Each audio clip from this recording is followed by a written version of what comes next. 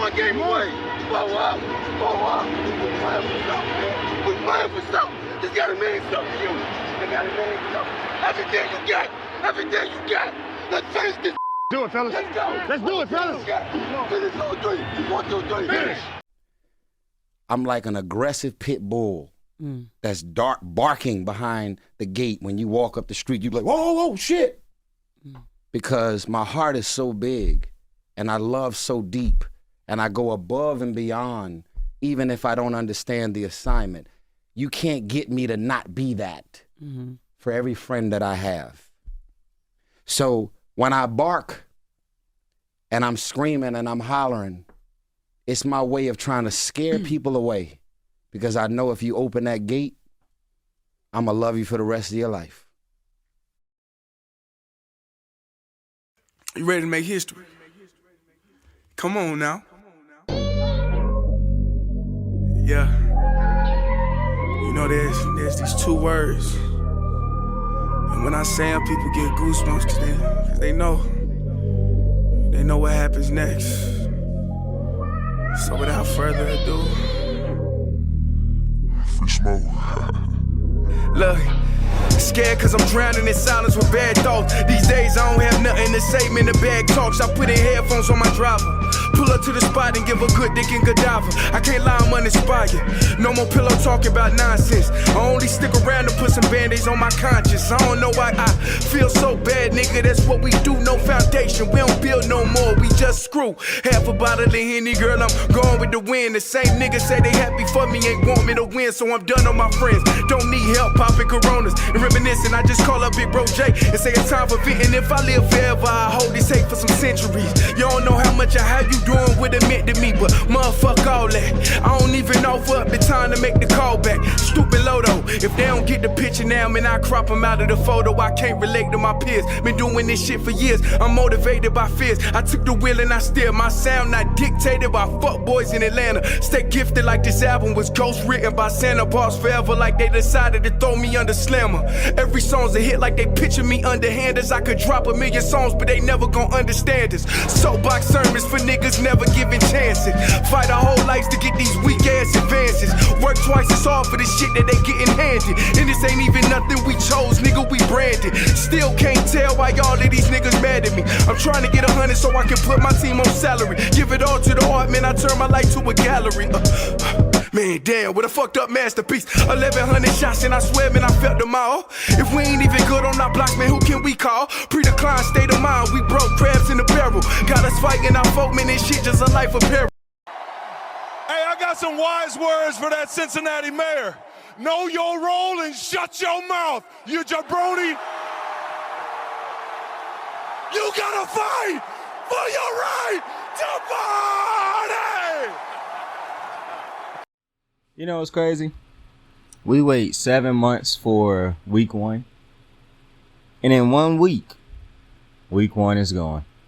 It's crazy how fast that thing happened. But I appreciate you for joining me on another episode of Kicking It with Saint. You could have been anywhere else in the world, but you decided to be here with me tonight. And I do appreciate you for that. We had a Monday night football game. The New York Jets at home at MetLife on the anniversary. Well, not necessarily anniversary. I can't remember how many years ago it happened, but on 9/11. So technically it is the anniversary of 9/11. I just can't specifically at this moment remember how many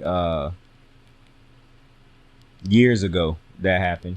But on the anniversary of 9/11, on 9/11, you see the Jets take on, I don't know why I had a brain fart right there. I'm looking at a screen. Be completely transparent with y'all. I'm looking at a screen right now, and as I'm scrolling through some of the information that I'm seeing and some of the things that I'm seeing on my screen, I saw a video popped up that just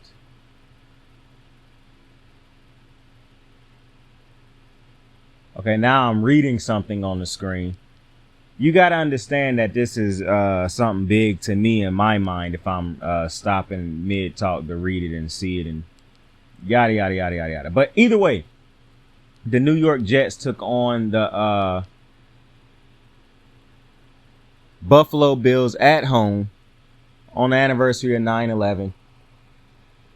And boy, what a tough night.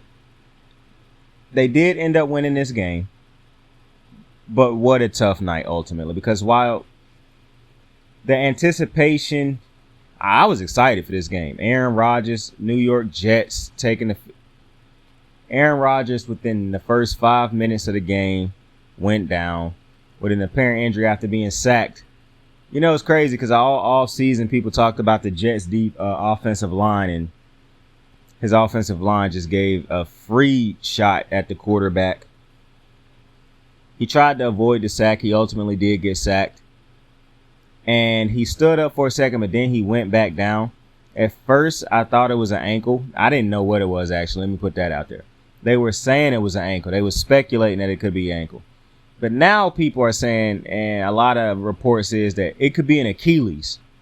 And if this is actually an Achilles injury, he will obviously miss the entirety of the season. But this has to be one of the most devastating injuries I can remember in recent memory. Like, I cannot remember the last time a player with more anticipation, more hype coming into a season, not necessarily even hype, just the anticipation of him being a New York Jet. You know he got the defense. You know he got the weapons. All the things we expected to see coming into the season, and just for it to end in 5 minutes, bro. That is just... And to have this idea that it could possibly be over for this season for him. Aaron Rodgers, I believe, is either 38 or 39 with an Achilles injury. That's tough to recover from if that is truly what he just suffered tonight. And now it's not even about will he come back next year. It's about if he do come back next year, how healthy will he be next year, or how will he be after an Achilles injury this late in his career at this age. And I understand 39 is not an old age. 40 is not necessarily old, but in professional sports, that's old, especially for the position he plays and the profession that he plays. I hope this ain't the end of Aaron Rodgers, but I mean, this is as tough like I said, I cannot remember the last time a more devastating injury happened to start a season in the NFL that just sucked the life. Because I don't think this just sucked the life out of the New York Jets. I think this sucked the life out of the NFL world. Like, we was excited to see what Aaron Rodgers and the Jets was going to be. If they lived up to expectations, if they didn't, it didn't matter. We was excited to see what would come of Aaron Rodgers in a new uniform. And now, we don't get that opportunity. We don't, as fans, get that opportunity to see Aaron Rodgers in a New York Jet uniform for more than 5 minutes, some training camp, some hard knock shows, and 5 minutes, and it was over just like that. I'm not gonna lie to you, I might not hold the Jets to. It would be very hard for me to hold the Jets to a. I'm not gonna lie to you. I think at this point the Jets should probably think about tanking. If Aaron Rodgers is indeed out for the season with an Achilles injury, I really think you gotta hope you lose every single game at this point. I understand it's gonna be hard to do so with a defense that's as talented as it is. I understand Robert Saleh don't really have that leeway to just keep losing games. But to me, the expectation completely changes once Aaron Rodgers goes down in the first 5 minutes for possibly the entirety of this season. We know Zach Wilson cannot get it done. That is not on Rob Saleh anymore. Y'all moved on. You can no longer hold against him what we have moved on from. You knew that Zach Wilson could no longer get it done, which is why you went out and got Aaron Rodgers. So I hope it is not held against, I hope it's not held against Rob Saleh. If they do end up tanking out this season, But I just think regardless of if Aaron Rodgers want to play again next year or not, you got to get a quarterback. You got to get a quarterback. You have to. And I would love to say right now, like, yo, this is why you should have made a push to try to get Lamar Jackson, the younger player, which was one of the things people said at the time. Like, yo, the younger player, why not go for Lamar? Hey, you don't have an opportunity to think about that now because he locked up long term with Baltimore. So, listen, they did end up getting the win tonight. Unbelievable defense. I still think C.J. Mosley is a top 5, a top 10, or top 8 at the, to me, top 10 at the worst. More likely a top 5, top 8 middle linebacker in this game. Absolutely unbelievable performance by him. Multiple intercept. The defense in a whole, Whitehead. It was a lot of the others tonight. Quinnen Williams, absolute stud. Just so many different pieces on this Jets defense are great players, and they come together, and they just had an unbelievable performance again tonight. I was more impressed with their performance tonight than Dallas's performance against the Cowboys, since I have no high expectations for the Cowboys. Period. I just watched the Jets defense stifle Josh Allen and that Bills offense, which I'm going to get to in a second or in a couple minutes. But I do feel bad for the Jets. It's very hard for me to look at the Jets now and think to myself or say, like, they got to be great this season. The expectation don't change. It do change because we know they can't get it done with Zach Wilson.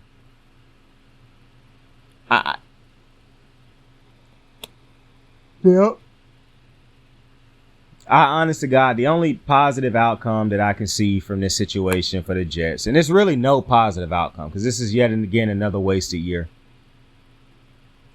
I mean, if you don't go out and trade for a quarterback, I don't even know what quarterback would be out there for you to trade for that could still give your team a possibility of being able to compete for a Super Bowl this year, because you do have a Super Bowl caliber defense.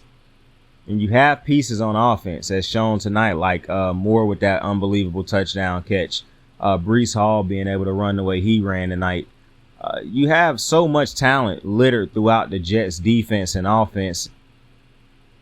But I do not know if it's a quarterback out there that I would trust to plug him into this team and expect that he could get them at least to a wild card or to a playoff berth. I'm trying to think, is it any out there?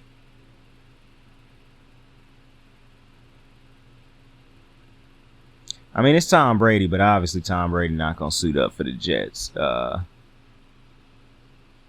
Gosh, I'm trying to think of somebody, man. I don't think it's nobody out there who I think could go get a Super Bowl right now, or at least put them in that contention. Maybe my boy Joe Flacco. Nah, I don't know, man. But I hate this for the Jets. I really do. I really hate this for the Jets. You're not gonna see me go too hard on the Jets this year, because I just think this is one of those. This is just one of the most unfortunate injuries I can remember seeing in recent memory.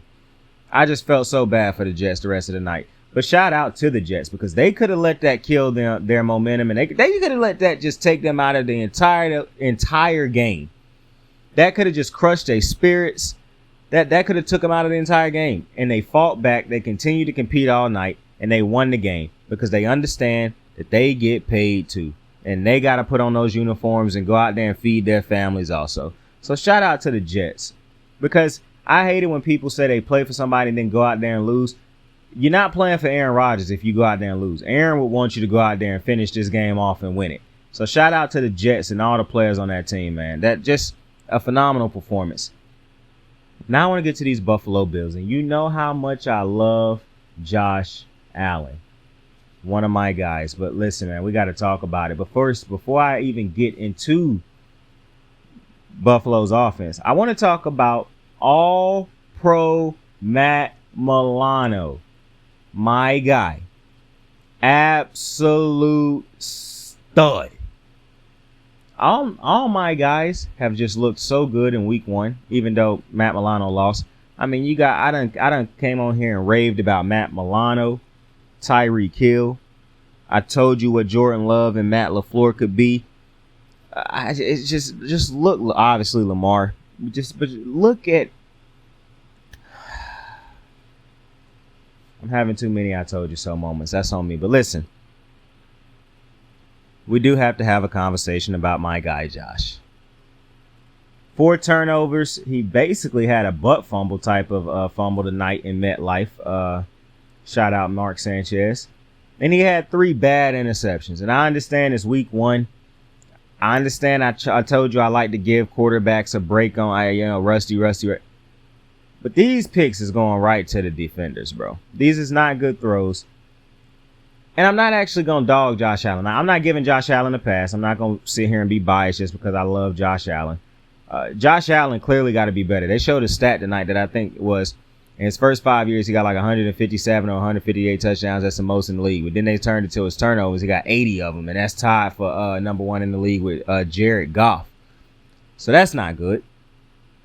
But I'm gonna be honest with you. I'm at the point where Josh Allen to me is a Brett Favre, bro. He gonna have some amazing games, and then he gonna have those games where he throw a lot of interceptions, much like Brett Favre. Like I just think that's where they at right now with Josh Allen. But I don't also think it's fair how some people are talking about Josh Allen. For the simple reason, Josh Allen has been getting by off of his talent and Stephon Diggs' talent and a great defense. Josh Allen does raise the play of a lot of the other guys not named Stephon Diggs, while Stephon Diggs also helps raise the play of those other guys and Josh Allen. We never talk too much about their offensive coordinators. We give them a lot of credit. Right now, to me, it is such a clear difference between Brian Daboll and I think Ken Dorsey is the one they got now, but I could be mistaken. But the OC right now and Brian Daboll is so very clear that the offensive coordinator is not doing enough to help his players, putting them in position to be successful. I understand Josh Allen turned the ball over even with Brian Daboll. But go back and look at how Brian Daboll was able to put guys in position to be successful. He got the tight end Dawson Knox involved. He got Stephon Diggs easy routes. The only problem that you could ever really make about Daboll was the run game, but I would argue he never really had the run game talent. Like, you can't just make lemonade out of oranges. You got to have a lemon. You still need a lemon. So while I understand people going hard on Josh Allen, and I agree, he have to figure out these turnovers. All 3 of these interceptions tonight you can say was careless. And then he take these big hits so many times in the game. And I understand Josh Allen, a big dude. I understand he can absorb contact. But how long in his career before he become an Andrew Luck, a Cam Newton, where he takes so many big hits and it start to wear down on his body? People love to talk about Lamar Jackson and how running around could get him hurt. Lamar do not take the hits that Josh Allen is out here taking on a routine basis. And I don't understand how the coaches haven't gotten that through his head. And I understand player, you hear people say, well, this player going to be this player. We can't really do nothing about that. Yeah, you can. You pay him way too much money to be taking hits like that willingly. It was a play tonight where he could have ran out of bounds and he chose not to. He tried to get like 2 extra yards and took a big hit on that. And like, you cannot, and I think his head coach was saying like be smart to him, but he could have been doing that to somebody else. But it just does not make sense, those type of hits. And then to follow those hits up with these 4 egregious turnovers, you just cannot have it. And the fourth turnover, the fumble, originally didn't even start off as his fault because it was a bad snap. But then he picked it up and ran instead of just going down and then fumbled it. So you do have to figure out something with Josh Allen and these fumbles. However, I also think they need to figure something out offensively, because I'm getting to the point with these Buffalo Bills, bro, where they living a lot off of Stephon Diggs or die. Like, I'm not seeing, and this is one of the reasons that I said they should have been one of the teams that went after DeAndre Hopkins in the offseason. I still don't understand why they didn't go after DeAndre Hopkins in the offseason. I guess they said they couldn't afford him or something like that, but you paid all that money to Von Miller. You don't need Von Miller. I understand that you wanted a legitimate bona fide pass rusher, but he been hurt. He got hurt all last year. So that was actually one of the devastating injuries last year. He haven't started the season because he's still recovering from an injury. I'm not telling you that it's not worth it to go get Von Miller. That's not what I'm telling you at all. But you haven't truly expanded the offense for Josh Allen and Stephon Diggs. It's still just Stephon Diggs, Josh Allen. You haven't went out there and got a stud running back, and to this point, you haven't hit on a running back. You haven't went out there and got another receiver that play opposite Stephon Diggs that's a legitimate number 2 receiver. Davis have his moments, but he is not consistent enough to be considered a legit number 2. He is a number 3, a number 4, a specialist. He is not a legitimate number 2. The OC after Brian Daboll to this point haven't lived up to expectations, but even with that, you still haven't given, you didn't really give Daboll much else to work with after you got Stephon Diggs. So, in my opinion, and the offensive line can be hit or miss, but they're usually a good offensive line. They're not usually a bad offensive line. But with that being said, I don't think they've done enough for Josh Allen. Now, I understand some people might say, well, there's guys out there who don't have a number 1 receiver, Stephon Diggs. And that's all right. Those teams is probably not competing in the upper echelon or in the middle pack. They probably not competing at all. Unless you the Ravens and you got Lamar Jackson who can lift your team without having those type of players around him. It's very rare that you see a team that don't have good receivers at all in the running for, or like if you have a Pat Mahomes. So I'm not even concerned with those type of teams. The type of teams that I'm thinking about that the Bills was facing, the Bills are not going to be facing teams like, well, what's the team I'm thinking of? Jesus Christ. Just think of most of the teams in the NFL that are bad teams without any type of top tier weapons on the team. The Bills not worried about teams like that. That's not the type of teams they compete against. Teams like that, for the most part, they will be able to have an answer for it. They are worried about competing against teams like the Bengals last year, who ran them off the field even with their great defense because they had 3 different type of weapons they could attack with and a running game they could hit you with. The Bills just don't have a dynamic offense. It's Josh Allen and Stephon need to be phenomenal or they won't win more than likely. And that cannot continue to be the recipe. The head coach, McDermott, is a defensive-minded head coach. The best part of the Bills coaching staff has always been since Daboll, and I could even make an argument with Daboll, Leslie Frazier in the defense. So, at some point in time, I understand people are going to go hard on Josh Allen about the turnovers. But has the Bills truly done enough offensively, scheme-wise, developing talent-wise, recruiting talent-wise, signing talent-wise, to take this offense to another level, to make it a more dynamic offense? I can argue they haven't. And the immense amount of pressure that you put on a quarterback to go out there and do his job, GMs get paid too. Coaches get paid too. Development coaches, special teams coaches, defensive coordinators, offensive coordinators, the quarterback coaches, all these dudes get paid to do a job and be successful at it too. So to think that the Bills only lost this game tonight or their downfall or whatever, they haven't been successful, is only because of Josh Allen and his turnovers. Josh Allen and his turnovers might contribute to some of these losses, but I don't even think him and these turnovers is 25% of the problem, to be completely honest with you, because he had 4 turnovers tonight, 3 interceptions, a fumble, and he still took his team down the field and got the game-tying field goal. They didn't convert in overtime in order to win the game, but still, what the hell he supposed to do about a walk-off touchdown on a punt return? Now, granted, you can say if you don't have 4 turnovers, then you don't put your team in this position anyways. And to that, I would say it's not just on Josh Allen. Now, Josh Allen obviously have to be better. Obviously, we know that. He has to be better. But I just think you letting teams off the hook when you don't look at the entirety of the situation. We expect so much out of these players to go out there and be great on a week-to-week basis. And I just think at some point in time,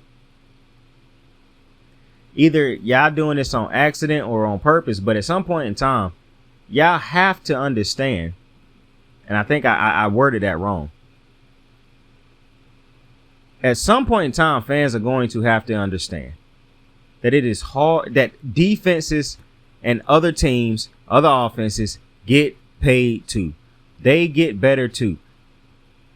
To expect for no evolution whatsoever on Josh Allen's, on the people who work on the Bills offense and all that type of stuff, and the only dude who's supposed to get better and evolve is Josh Allen and Stephon Diggs, that's crazy. At some point in time, y'all gonna have to grow out of that mentality. Like, I understand that the biggest expectation and the biggest, the most pressure is on your franchise quarterback. He get paid the big bucks, you keep telling me. But when you take out that word, right, that little phrase right there, the big bucks, and you just put out he gets paid, then it's easier to see the coach get paid too. The offensive guy get paid too. Like, Josh Allen not the only one making good money. So I just think it's a little, and I get it. Quarterbacks will always take most of the blame, like they get most of the adulation. However, I don't care about none of that. If you really look at this Buffalo team, I'm not going to tell you that they're regressing, but what I am telling you is it's starting to get hard to see the progression on the offensive side of the ball as far as philosophy, scheme, weapons, skill positions. It's just not looking as great as it once did. And I don't know if they've become stagnant in the way of development, growth, and all that type of stuff. But if you do become stagnant as far as production on the field, it's a lot. It's a deep AFC, bro. It is a deep, and you're not going to be playing against the Jets defense on a weekly basis, but I don't even know if that's just, I understand how great the Jets defense is, but the Bills offense just did not look good tonight whatsoever. But it is the first game of the season, and that was my analysis of the first Monday Night Football game of the season. With that being said, I appreciate y'all for joining me on another episode of Kicking It with Saint. Tell somebody you fuck with him. Tell somebody you love him. I truly do appreciate y'all for joining me, man. Love the fuck out of those who love you. Love is special. Chase that shit down and keep fighting for it. I understand you might have been broken-hearted, had your heart broken in the past before, but listen, through life I done learned a couple things from just seeing shit. The greatest power, healing power, is love. Love can break you down. But I'm telling you, you want to know what always bring you back to life after those heartbreaks? Love. You fall in love again. You find somebody else to love and you're back to 100%. And when you find a way to maintain that love, you become an even greater person. I'm just telling you. I'm starting to learn a couple things through this walk of life. So go love somebody today. Like, subscribe, share. I truly do appreciate y'all. Saint out. I got the moves like hot sauce. Lil' mama taking the top off. I'm laying down getting topped off. After this, she know she getting knocked off. I know she loving the money, so I keep on thumbing and thumbing. She say she horny when she taking shots, so I keep them coming and coming. Now I'm putting dick in her tummy, scoop her up like I'm raking her something. You would think shawty red track, the way that she running and running. You getting dumber and dumber. You out here chasing the bone. After she finished from giving me dome, the Uber is taking her home. Tight.